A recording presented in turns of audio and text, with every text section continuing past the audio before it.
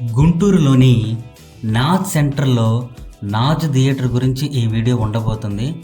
మన ఛానల్ని ఎవరన్నా సబ్స్క్రైబ్ చేసి ఉండకపోతే ప్లీజ్ సబ్స్క్రైబ్ చేసుకోండి and click the bell icon also.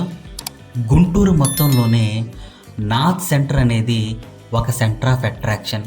ఇక్కడ ప్రజలందరికీ కూడా నాజ్ సెంటర్ అనేది ఓన్లీ సెంటర్ కాదు, అదొక ఎమోషన్.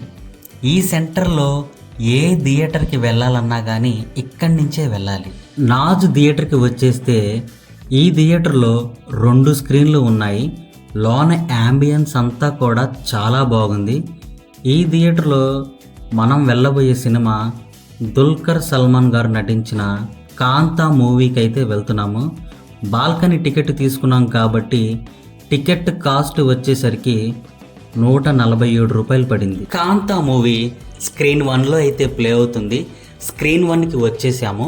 లోన స్క్రీనింగ్ కానీ సిట్టింగ్ కానీ ఏసీ అయితే చాలా బాగుంది.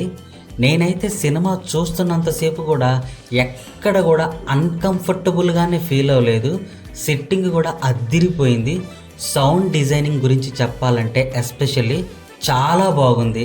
ఇది వచ్చేసరికి స్క్రీన్ 2లో కూడా స్క్రీనింగ్ కానీ సిట్టింగ్ కానీ చాలా బాగున్నాయి. స్క్రీన్ 1తో పోల్చుకుంటే కొంచెం చిన్నది. నాజ్ థియేటర్కి ఎవరైనా వచ్చి ఉండి సినిమా చూసుంటే తప్పకుండా కమెంట్ చేయండి. అలాగే ఎవరన్నా రావాలి అనుకున్న వాళ్ళు తప్పకుండా వచ్చి ఈ థియేటర్ని విజిట్ చేయండి. అలాగే మన ఛానల్లో ఒక వీడియో అప్లోడ్ చేశాము. మన గుంటూరులో ఏమేమి థియేటర్లు ఉన్నాయి, ప్రజెంట్ ఎన్ని థియేటర్లు రన్ అవుతున్నాయి, ఎన్ని థియేటర్లు మధ్యలో ఆగిపోయినాయి, ఎన్ని థియేటర్లు మూతపడ్డాయి, సింగిల్ స్క్రీన్స్ ఎన్ని, మల్టీప్లెక్స్లు ఎన్ని అనేది ఒక లాంగ్ వీడియో చేసి అప్లోడ్ చేశాము. తప్పకుండా చూడండి. అలాగే 90sలో ఏమేమి థియేటర్లు ఉండేవి, ఎన్ని సినిమాలు ఆడాయి, ఎన్ని సినిమాలు 100 రోజులు పూర్తి చేసుకున్నాయి అనేది అది కూడా వీడియో చేసి పెట్టాము. ఈ 2 వీడియోలు కూడా ఈ కింద డిస్క్రిప్షన్లో ఇస్తాను. తప్పకుండా చూడండి. సినిమా అయిపోయిన తర్వాత పక్కనే ఉన్న టీ స్టాల్కి వెళ్ళి వేడిగా SP టీ అయితే ఒకటి తాగాను. ఈ వీడియో అయితే ఇంతవరకే.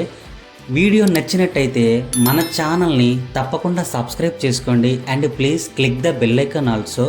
నెక్స్ట్ వీడియోలో కలుద్దాం. బాయ్.